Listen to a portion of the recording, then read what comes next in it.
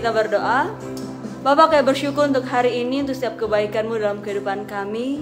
Terima kasih Bapak, oleh karena karunia-Mu kami ada saat ini. Oleh karena kebaikan-Mu kami bisa beribadah hari ini.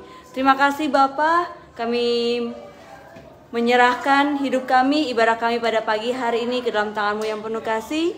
Biarlah kemuliaan-Mu dinyatakan, biarlah hadirat-Mu nyata di tempat ini. Terima kasih Tuhan, berkatilah ibadah kami pada pagi hari ini. Di dalam nama Tuhan Yesus Kristus kami berdoa.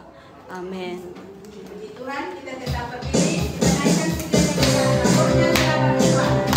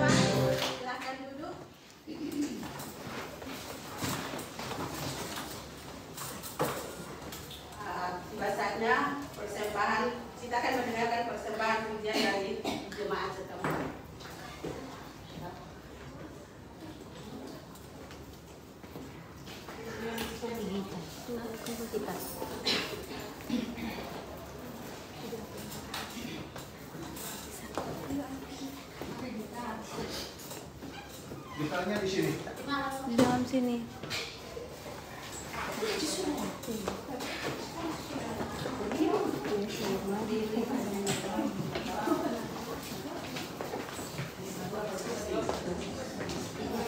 Kalinca.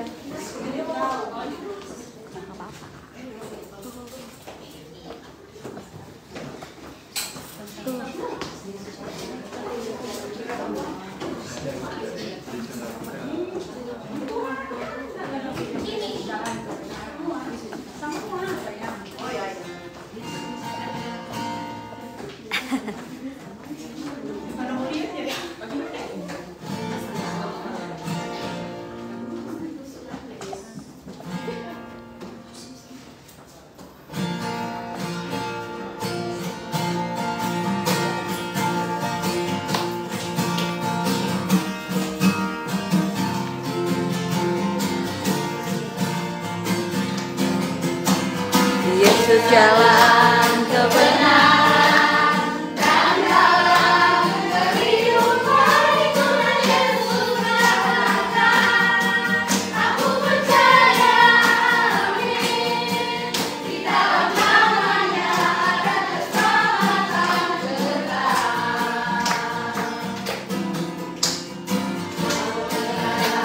Kebenaran dan jalan kehidupan itulah Yesus katakan.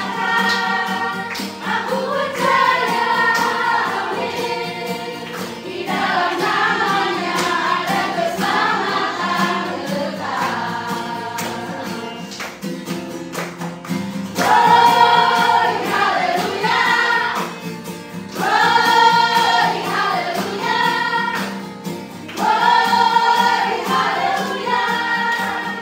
Glory, haleluya.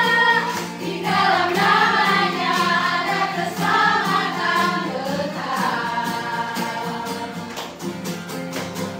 Glory, haleluya.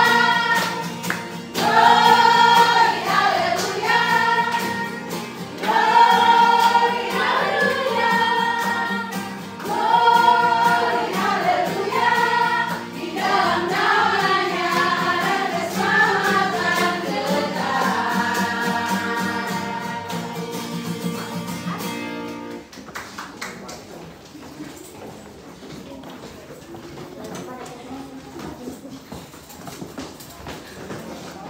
Hiburan, terima kasih atas persembahannya.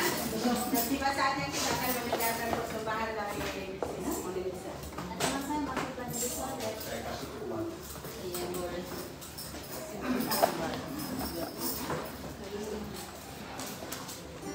Jemaat dikasih Tuhan, selamat pagi.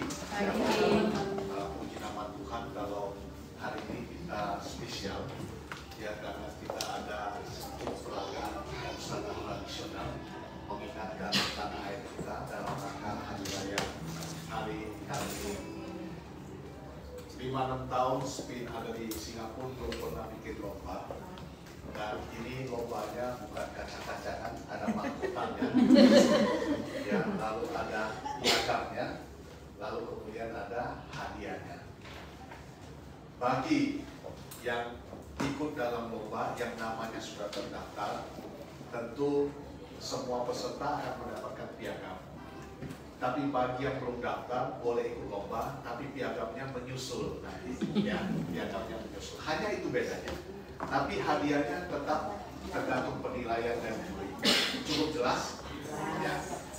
Lombanya sederhana. Semua ikut lomba nanti duduk di depan, 2 baris ini. Lalu satu-satu maju ke depan, jalan dari situ sampai ke sini, terus balik lagi ke tengah, menyebutkan namanya dan asalnya, lalu menjawab satu pertanyaan yang akan diberikan oleh Kak Mariana. Jawaban pertanyaan itu harus dijawab dalam tempo 30 detik. Jadi ada orang yang pegang waktunya 30 detik, mau selesai atau tidak selesai harus stop. Jelas? Jelas. Nanti yang akan menilai jawaban itu adalah Kak Mariana, sementara yang menilai bajunya adalah Kakak Jack, ya, beserta dengan Ibu Nina. Cukup jelas? Ada pertanyaan? Sepakat? Sepakat, ya? Masuk dari situ, jalan kembali, balik ke tengah. Shalom, nama saya Nina. Saya berasal dari Hong Kong. Saya akan menjawab pertanyaan ini. Ya, dia baca, dia jawab. Pertanyaan ini tidak kita bagikan. Waktu dia maju ke depan baru kita bagikan. Itu namanya menguji jantung. Ya, 30 detik saja. Ini yang pertama. Yang kedua, nanti bulan depan kita ada acara Mother's Day minggu kedua, ya. Nah, bagi yang libur ingat Mother's Day minggu kedua. Jika Tuhan kehendaki semua berjalan dengan baik, bulan 6 dan bulan 7, semua firman Tuhan dalam 8 kali khotbah itu akan bicara tentang Beyond Our Limit, sebuah program dari John Maxwell yang akan dipimpin oleh Pastor Harun dan kawan-kawan melampaui limit kita. 8 kali pertemuan dan akan mendapatkan sertifikat. Dan saya berharap kalian yang ikut nanti itu ikut berurutan. Kalau tidak bisa hadir, ada rekamannya dan harus dengar untuk bisa mendapatkan sertifikatnya. Cukup jelas ya? Nah, setelah itu selesai, baru saya akan memberikan program dari Singapura, dari Hong Kong mengenai Sonship. Sonship itu artinya rasa memiliki rumah Tuhan di sini. Ya, rasa memiliki. Setelah itu kita akan siap lagi Natal. Jadi sudah 1 tahun mau kemana speed ini kita sudah atur baik-baik. Kakak Jack saya undang supaya dia datang melihat, barangkali hatinya terpanggil untuk bantu kita, bisa bantu-bantu ya, mungkin mengajarkan komputer atau mengajarkan apa begitu ya, tapi jangan suruh dia mengajarkan masak ya. Begitu ya. Nah, kita juga ada Pak Charles yang bantu, nanti malam saya akan ketemu lagi. Jadi ada banyak yang ingin membawa kita maju lebih baik. Demikian yang boleh saya sampaikan, dan jangan lupa bahwa setiap hari Rabu kita ada ibadah doa lewat Zoom. Yang belum tahu download Zoom-nya boleh tanya penatua, boleh tanya juga dengan Nanda Zoom. Ada permohonan doa, ketik saja, Pak tolong didoakan, dan kami selalu bawa dalam doa untuk hari Rabu jam 10 malam. Lalu tiap-tiap hari saya juga kirim bacaan Alkitab, ada di grup Speed Singapura. Bacaan Alkitab itu kalau diikutin ya, kita sudah masuk kitab Ulangan. 1 pasal, lama-lama semua Alkitab yang ada itu kita sudah baca habis. Kita harus malu kalau kita jadi anak Tuhan belum pernah baca dari Kejadian sampai Wahyu. Cuma ingatnya 1 ayat saja. Kalau lagi ada masalah kita ingat tetaplah berdoa. Tapi kita tidak tahu cerita yang lain, jadi kita perlu ingat baik-baik ya. Demikian pengumumannya, dan ke depan kita berdoa karena tempat ini tidak lagi memadai. Kita lagi tunggu Solomon Coach pindah ke tempat yang lebih besar, dan kita akan ikut pindah bersama-sama. Nanti akan sedang didoakan untuk mendapatkan tempat yang lebih baik. Bagi yang baru pertama kali datang di gereja kami ucapkan selamat datang. Ada yang baru pertama kali datang? Ya, ada beberapa orang ya. Selamat datang, selamat datang, selamat datang. Tuhan Yesus berkati. Silakan nanti penatua dan diaken untuk membantu mencatat nama-namanya. Selanjutnya, bagi yang worship team, hari ini saya sudah bawa bajunya Speed Worship ya. Bagi yang belum dapat, nanti bulan 10 kita cetak lagi pas ulang tahun Speed yang ke 16, 17, 18 ya. Saya akan bawakan lagi ya. Baik, terima kasih. Kita mau memberikan persembahan, kita berdoa terlebih dahulu.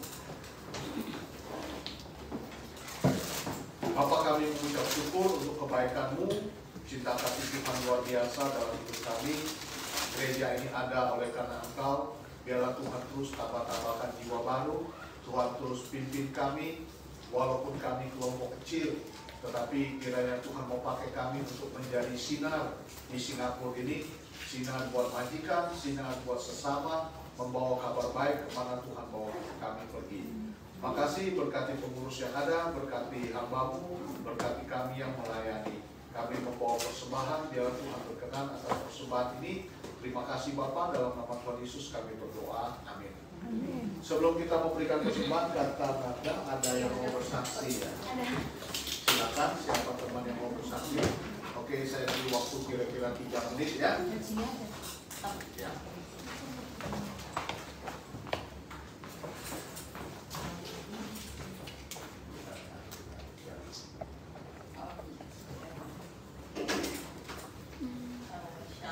Shalom.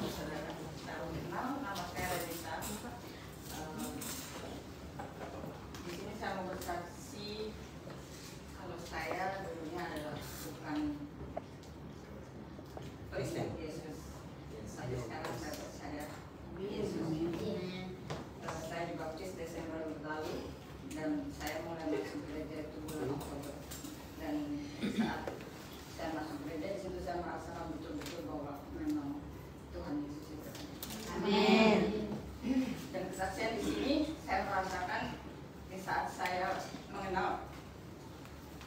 Tuhan Yesus, saya bertobat. Kalau selama hidup saya sampai umur 43 ini, saya sudah hidup di bawah kontrol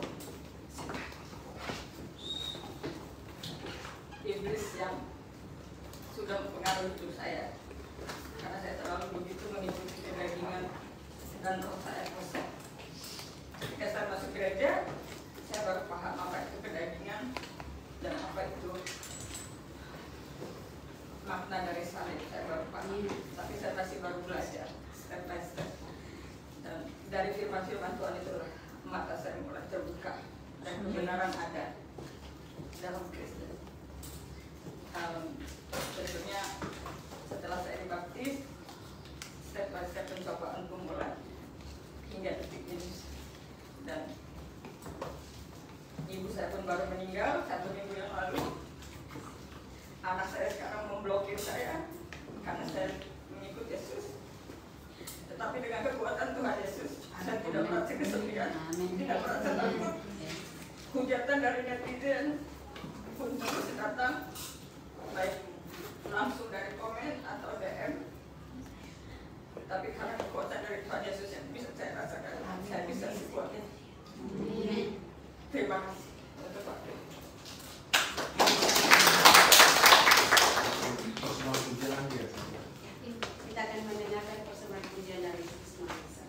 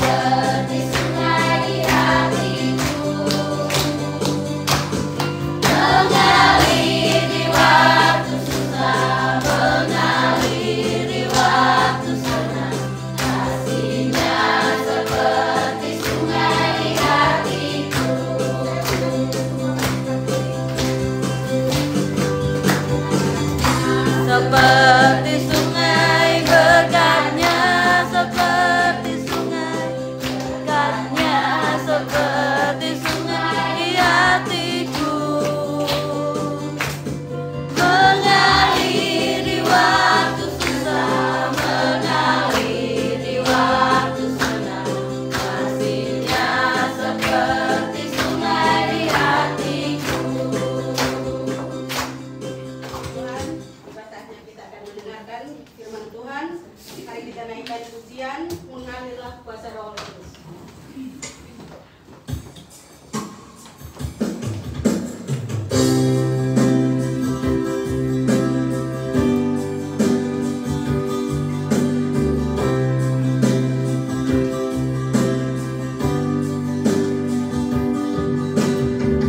Bagaikan tanah kering yang merindukan air, demikianlah jiwaku haus akan Engkau. Ku rindu selalu hadirmu di hidupku, memulihkan jiwaku, hapuskan air mataku, mengalirlah kuasa Roh Kudus, mengalirlah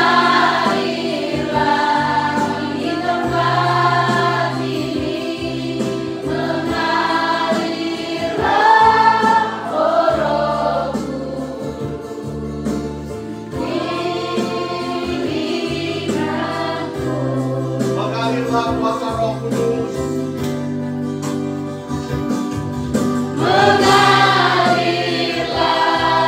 kuasa Roh Kudus, mengalirlah di tempat ini, mengalirlah oh Roh Kudus, pulihkanku. Mengalirlah kuasa Roh Kudus di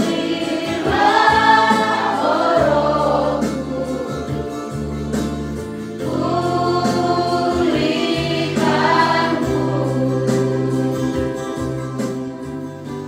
Bapa di surga, kami datang untuk menerima kebenaran firman Tuhan yang kami tahu hanya kebenaran pula yang mampu membuat kami terbebaskan, mengerti kehendak Tuhan dan menjadi berkat. Karena itu Bapa, kami sungguh-sungguh menyerahkan waktu ini, biarlah akal pikiran kami, bahkan hati kami mengarah kepada kebenaran itu, siap diajar dan dibentuk oleh firman Tuhan dan Roh Kudus yang menyempurnakan, memakai hamba-Mu yang menyampaikan firman pada hari ini. Dalam nama Tuhan Yesus kami berdoa, amin. Jemaat dipersilakan duduk. Shalom semua, selamat pagi, ada sukacita. Amin. Maunya saya tiap minggu saya ada di sini. Amin. Ya. Sebagai seorang gembala, maunya saya tiap minggu ada di sini. Tetapi saya ini seperti keluarga yang banyak anak. Saya harus sebulan sekali pergi ke Yulok. Saya harus pegang yang di Kos BB dan di Kebin. Lalu sekarang sedang ada kandungan baru di Makau. Jadi kita mau buka di Makau lagi minggu depan.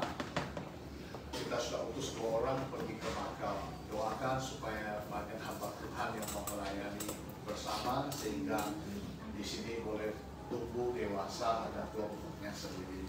Ya. Hari ini sengaja kita bikin acara perayaan Hari Kartini. Menurut saya Kartini itu adalah seorang wanita yang perlu diteladani.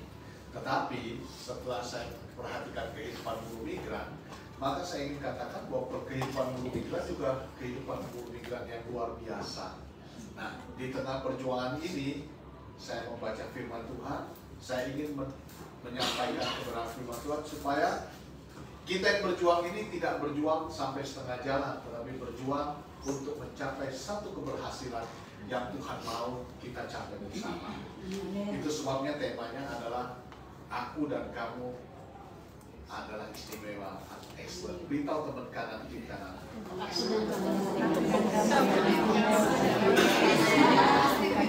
Itu? Ya. Setelah kita pakai baju begini, kita nggak kalah dengan istri pejabat. Kan keren kan?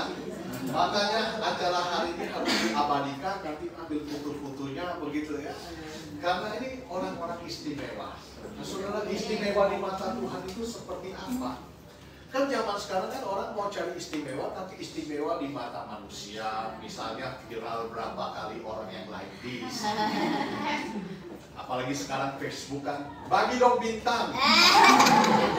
Lalu kemudian dapat duit, tapi duitnya dipakai lagi buat bintang, bagi-bagi lagi kan.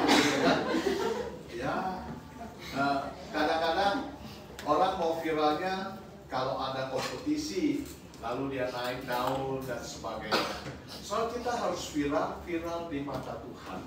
Karena penilaian manusia itu terbatas. Hari ini dia bisa nilai kita, besok dia tidak nilai kita. Tetapi Tuhan kalau sudah menilai, engkau selama-lamanya adalah anak yang kukasihi.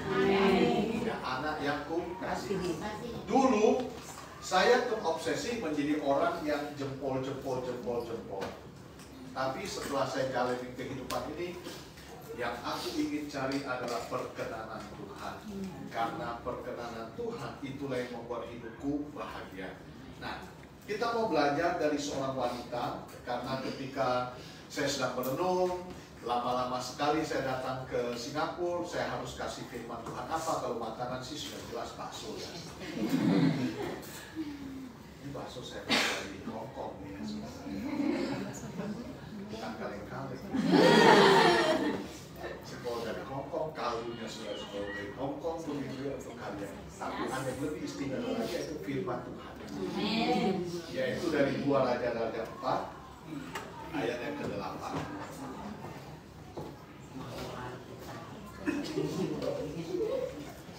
Buka HP-nya. Ya, buka HP-nya silakan. Kalau di dalam HP-nya ada Alkitab. Ada Alkitab di dalam HP-nya? Ada ya. Ya, jangan hanya nomor pacar saja. Harus ada Alkitabnya juga ya. Oke. 2 Raja-Raja 4 ayat 8. Pada suatu hari Elisa berjalan lewat Sunem. Di sana tinggal seorang perempuan kaya yang mendesak dia untuk makan. Jadi setiap kali lewat ia singgah ke sana untuk makan. Kata perempuan itu kepada suaminya, sesungguhnya aku tahu bahwa orang yang selalu singgah kepada kita ini adalah abdi Allah yang kudus. Baiklah kita membuat sebuah kamar atas yang kecil berdinding batu. Baiklah kita menaruh di sana sebuah tempat tidur, meja, kursi, dan kandil baginya. Apabila ia datang kepada kita, ia boleh tinggal di sana. Sampai di sini dulu firman Tuhan. Elisa adalah seorang nabi Tuhan. Dia berjalan mengelilingi suku-suku Israel. Sampailah dia di daerah Sunem. Sunem itu adalah tempat tinggal suku Isakar. Nah, Sunem ini, ya, wanita Sunem ada 2 kali dicatat. Satu di kisah ini disebut dengan perempuan Sunem. Satu lagi disebut dengan gadis Sunem, adalah wanita yang dipilih untuk menemani Raja Daud pada waktu dia tua. Ini berarti Sunem ini banyak orang cantik. Karena itu wanita ini dipilih. Seperti kalian ada yang dari Manado, Jawa, Sabung, Amarasi, dan semuanya cantik. Ya, beritahu dong kamu cantik saya.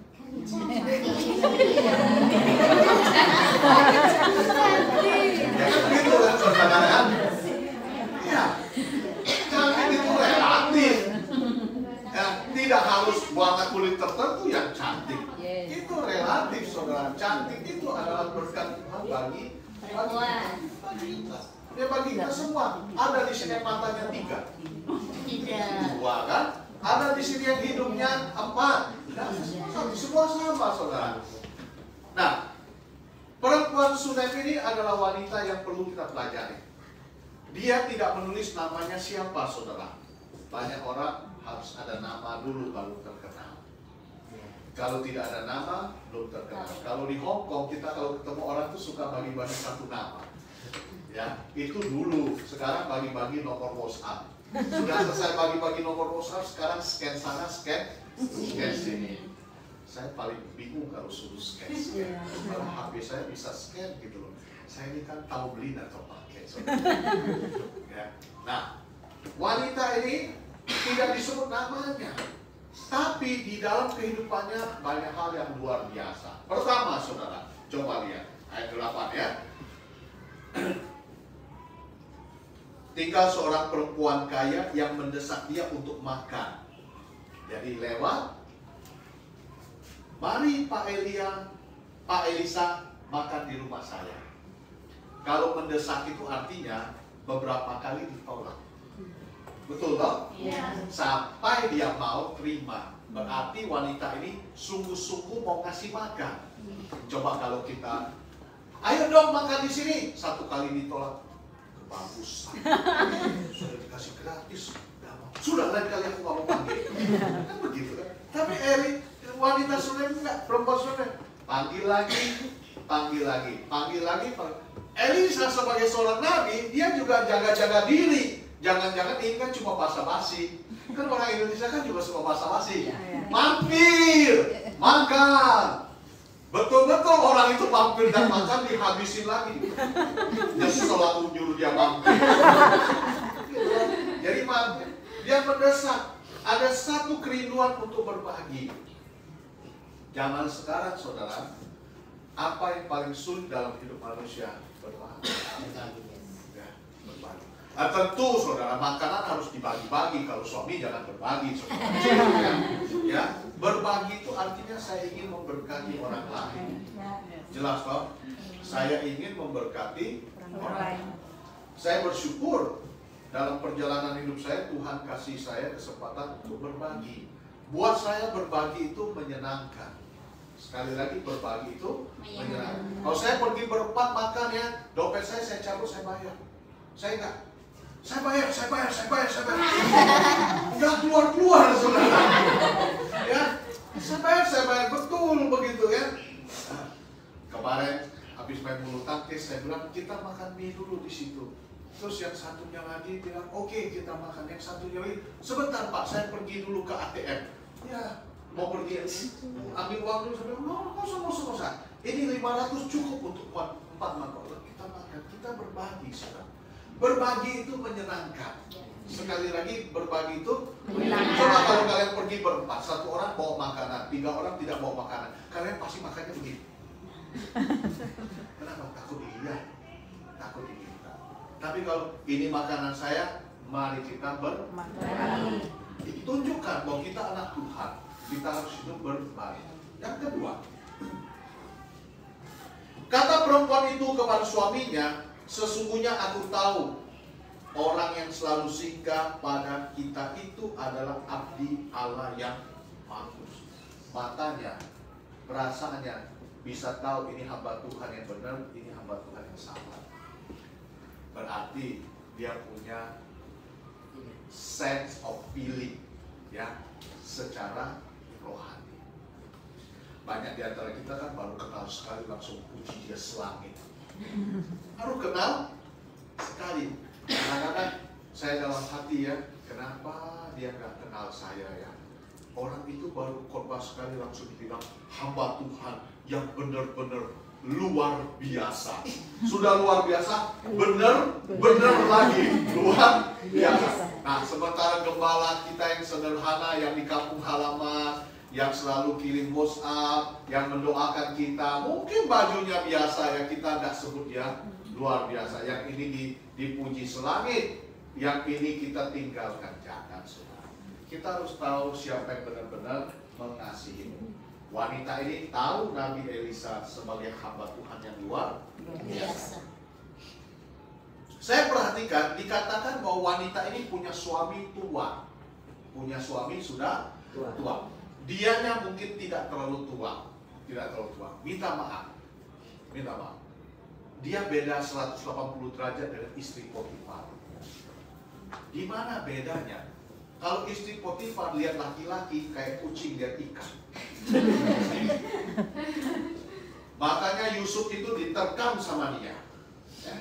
Tapi wanita ini terhormat, saudara. Walaupun suaminya sudah tua, tetapi dia bisa mengendalikan nafsu seksnya. Ya. Mengendalikan nafsu. Ya, kita sudah dewasa di sini. Coba kalau wanitanya umur 35, suaminya 70. Apa yang terjadi? Tiap hari dia cuma maunya lihat bintang film Korea. Opa-opa. Pikirannya dikendalikan ke hal-hal yang buruk. Tapi wanita ini tidak demikian. Lalu yang terakhir, Alkitab bilang, dia ngomong dengan suaminya, kita bikin rumah dari batu. Bikin rumah dari batu. Saudara, kalau rumah dindingnya dari batu, itu berarti rumah itu bagus. Betul toh? Ada beberapa teman kita mungkin rumahnya belum dindingnya batu. Kalau kita dulu waktu kecil ya, oh rumahnya rumah beton. Mengerti rumah beton? Yeah. Berarti kan keren toh?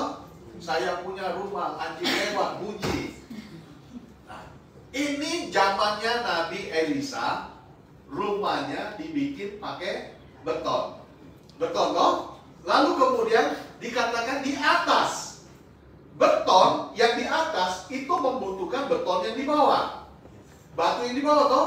Kalau yang bawahnya tidak ada batu, bagaimana atasnya bisa pakai batu? Kadang-kadang orang bawahnya batu, atasnya papan toh? Jadi kalau mau batu di atas, maka di bawah juga batu. Dia usahakan bikin rumah dari batu untuk siapa, saudara? Dia ingat, kalau Nabi ini lewat, ya, kita suruh dia mampir untuk istri. Ini kan luar biasa kan? Betul toh? Ini luar biasa. Bapak lewat ke Singapura 2 bulan 1 kali. Ya, kalian tidak perlulah sewain hotel buat saya. Ya, tidak perlu sewain hotel. Kalian ada siapin kopi buat Bapak? Belum Pak, kalau mau minum sendiri di bawah. Kedai kopi. Banyak kedai kopi. Nah, ini kan berarti kan dia punya hati buat hamba Tuhan toh. Kalau dia lewat, dia dapat tempat tidur, meja, kursi, lalu tempat minum. Berarti saudara, dia pikirkan hamba Tuhan. Ibu saya, waktu saya percaya Tuhan, dia belum jadi orang Kristen. Belum jadi orang Kristen. Ini kesaksian benar ini ibu saya nih. Saya jual bakmi. Lalu ada satu pendeta itu gajinya pas-pasan. Kita jual 3.000 bakmi, tapi buat pendeta ini kita cuma jual 1.500. Kenapa jual 1.500? Karena ibu saya bilang ini hamba Tuhan. Ya. Lalu siang-siang kira-kira mendekati jam 11, ibu saya selalu bilang apa? Bikinlah 2-3 mangkok mie, antar ke gembala sidang. Bikin 2-3 mangkok mie, antar ke gembala sidang. Nah, pendeta yang suka mampir ini suka makan kepala babi dengan kuping-kupingnya. Saya tahu di sini juga suka. 2 bulan yang lalu saya beli 3 habis kan. Siapa yang makan sampai kekenyangan ini? Nah, lalu ibu saya selalu masakin buat dia, lalu kasih ke dia. Berarti kan ibu saya walaupun dia belum percaya Tuhan Yesus, dia sangat mengasihi hamba Tuhan. Dan hari ini apa yang ibu saya lakukan, saya diberkati Tuhan. Amin. Ya, saya juga diperhatikan oleh orang. Semalam saya diajak makan sama Ibu Nina. Ya, saya baru tahu tak jauh dari sini ada restoran yang enak. Namanya Jim apa? Yang dari gereja tua itu loh, yang di dalamnya penuh dengan restoran. Ya. Kalau yang mengajak saya tidak mau. Saya semalam saya diberkati Tuhan. Ya, itu sayur sudah dipesan 6, masih tanya, masih mau lagi Pak Slamet? Saya bilang saya sudah kenyang, sudah full begitu. Jadi saudara, apa yang kita tabur buat hamba-hambanya itu tak pernah pulang dengan sia-sia. Saya ngomong begini supaya kalian tabur buat saya ya saudara. Saya sudah cukup gemuk, ya. Ya, kantong saya ada dolar Singapura, ada dolar Hong Kong, ada 4 kredit card. Ya, tapi setidaknya saudara jangan pernah lupakan orang yang melayani. Amin. Ini hamba Tuhan ini. Oke, sampai di sini ini hal yang positif bukan? Ini hal yang positif dan kita sebagai anak Tuhan perlu meneladaninya. Sekali lagi perlu meneladaninya. Kemarin waktu saya pergi ke acara halal bihalal, saya terkejut dengan satu anggotanya. Orang lain begitu banyak, tapi yang dipanggil saya, Pak Slamet kemari, Pak Slamet kemari. Ada apa? Saya punya kebun. Jadi itu tanah 2 meter kali 4 meter, isinya adalah 6 pohon singkong dan 3 pohon kelapa. Sama dia digundulin habis daun pepayanya dan daun singkong. Pak Slamet ini buat Pak Slamet. Di Hong Kong kita terima daun singkong dengan terima daun pepaya itu lebih enak dari terima babi panggang. Dia petikin semua begitu. Sama saya jam 11 malam saya rebus, hari Minggunya saya bawa NTT, Manado, Jawa, bersih. Bersih, saya bagi lagi itu semuanya bersih begitu. Ya, nah saya diberkati. Kiranya hidup kita meneladani wanita yang seperti ini. Nama tinggi itu bukan hanya untukku. Bagaimana hidup kita diubah oleh Tuhan menjadi berkat. Sekarang kita lihat bahwa wanita ini ternyata punya masalah. Masalahnya di mana saudara? Ayat 14 berkata, kemudian Elisa berkata, apakah yang dapat dibuat baginya? Jawab Gehazi, sesungguhnya ia tidak mempunyai anak dan suaminya sudah tua. Dia tidak mempunyai anak dan suaminya tua. Apa sih hal yang paling menyedihkan bagi seorang wanita yang sudah beristri? Yaitu tidak punya anak dan suaminya tua. Kata tidak punya anak dan suaminya tua ini menandakan bahwa tidak mungkin dia punya anak. Tidak punya anak dan suaminya tua. Berarti orang bilang kejantanannya sudah habis, maka dia akan hidup sendiri tanpa anak. Pada zaman itu tidak punya anak itu dianggap sebagai tidak diberkati. Ini kondisi. Bukankah seringkali kita berkata, Pak, kalau saya sudah berbuat baik, Tuhan harus berkati saya. Kadang-kadang hidup tidak demikian. Saya sudah sungguh-sungguh baik, tapi majikan saya tidak baik. Saya sudah sungguh-sungguh baik, tapi suami saya diambil orang.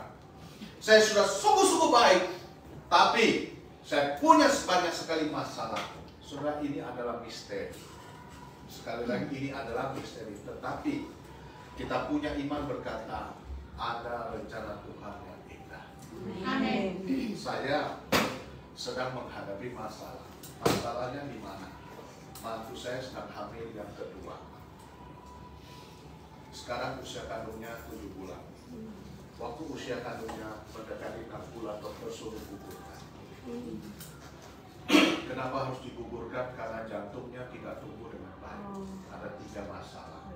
Satu, ada lubang. Celana kalau ada lubang kita lejai. 2, arterinya kecil. Arteri itu selang untuk membawa darah kecil. Itu harus diperbesar. Lalu yang ketiga, ada satu bagian tidak tumbuh. Akibatnya bagian itu adalah bagian untuk pompa darah. Sekarang anak itu di dalam perut tidak apa-apa karena ada jantung ibunya. Tapi kalau keluar, jantung itu tidak mampu mengaliri semua darah. Pasti anak saya tanya, Tuhan mengapa bisa demikian? Saya terus berkata, ada rencana Tuhan. Ada rencana Tuhan. Karena sebulan sebelum kejadian ini, Kepala Staf TU Sinode Gebim, namanya Ibu Gebi, anak pertama keguguran, anak kedua keguguran, anak ketiga lahir 2 hari meninggal. 2 kali keguguran, 1 kali meninggal. Dia bertanya, Tuhan salah saya di mana? Kadang-kadang hidup ini kita tidak mengerti. Tapi pada saat kita tidak mengerti, adakah iman untuk percaya? Bahwa Allah itu baik dan selalu baik buat kita. Itu pegang. Nah, waktu Gehazi ngomong begini, Elisa bilang apa kepada wanita ini? Tahun depan, kalau saya datang, maka kamu akan mendapatkan laki-laki. Puji Tuhan, dia dapat anak. Tetapi saudara, ayat 19 berkata apa saudara? Ayat 19, anak itu, ayat 18, anak itu menjadi besar. Pada suatu hari ia keluar menemui ayahnya di antara para penuai. Lalu ia berkata kepada ayahnya, aduh, kepalaku, kepalaku, kata ayahnya kepada seorang hamba. Bawalah dia kepada ibunya. Lalu anak itu diangkatnya dan dibawa pulang kepada ibunya. Ia duduk di pangkuan ibunya sampai tengah hari, lalu mati. Meninggalnya di tangan siapa saudara? Ibu. Sedih kan? Tidak punya anak tidak terlalu sedih daripada anak yang meninggal di pangkuan ibu. Betul toh, kalau tidak punya anak kan nggak usah cerita kan? Tapi ini anak sudah besar, lalu meninggalnya di pangkuan ibunya. Saudara, sekali lagi kadang-kadang hidup kita bisa terjadi hal yang demikian. Walaupun di dalam doa Bapa kami kita berkata, jangan membawa kami ke dalam pencobaan. Walaupun Alkitab berkata pencobaan-pencobaan itu pencobaan biasa, tapi kadang-kadang kita tidak sanggup untuk menerimanya. Tidak sanggup untuk melihat. Apa yang terjadi ketika masalah hidup terjadi? Sebagian orang mulai menyalahkan orang lain. Menyalahkan teman, menyalahkan Tuhan, menyalahkan diri sendiri. Blaming. Tapi saya ingin katakan, blaming tidak pernah menyelesaikan masalah. Sekali lagi, blaming tidak pernah menyelesaikan masalah. Masalah itu adalah masa dekat dengan Allah. Ketika kita ada masalah, kita harus dekat dengan Allah. Anak ini mati. Apa yang dilakukan oleh ibu ini? Dia taruh anaknya di tempat tidur Nabi. Lalu kemudian dia naik keledai, dia cari itu Nabi. Pada waktu dia bertemu dengan Nabi, dia minta supaya Nabi datang. Nabi datang. Nabi datang. Setelah Nabi datang, apa yang dilakukan oleh Nabi Elisa?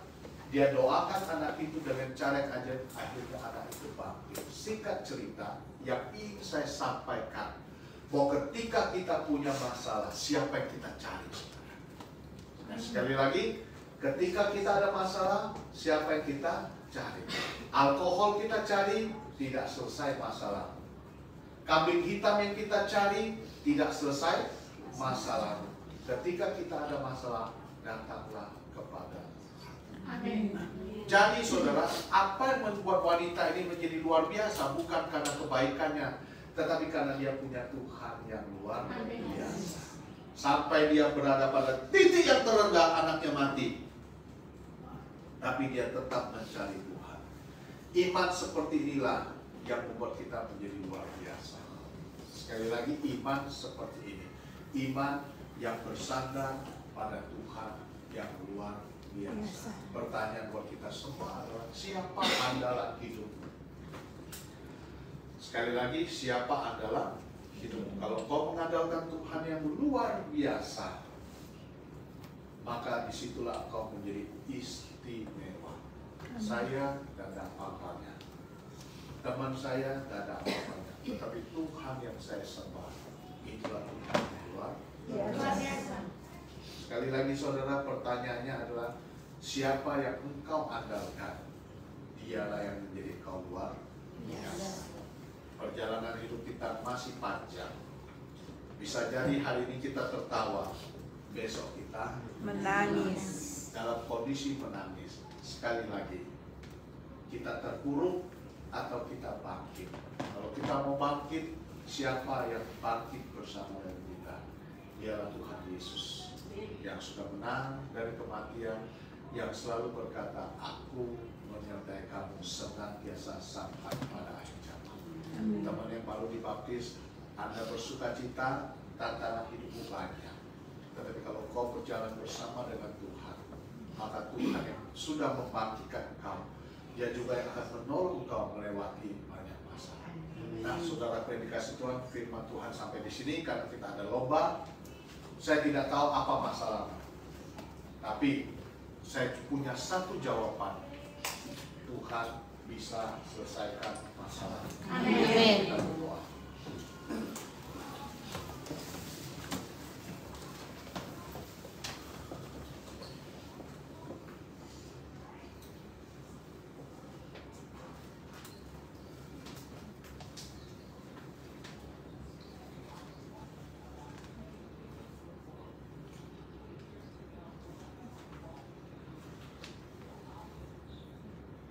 Di hadapan Tuhan pada siang hari ini,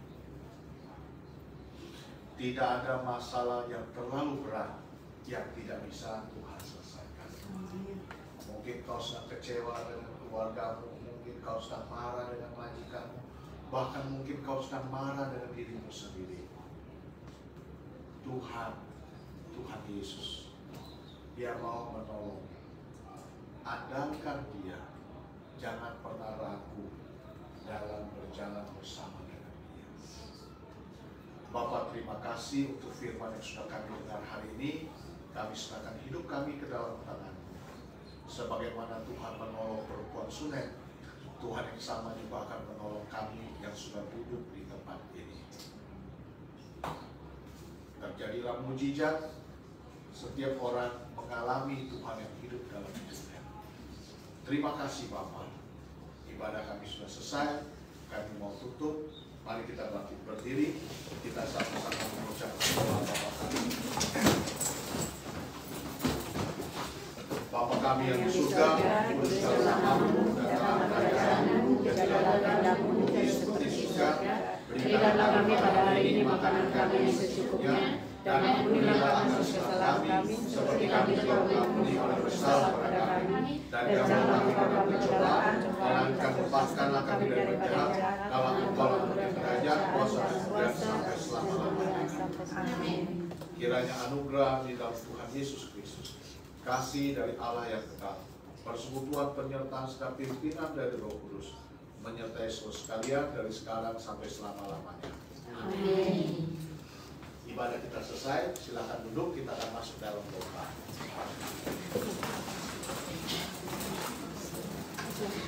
Baik, mungkin ini bisa ditutup. Mari ini udah boleh matiin ya. Siap.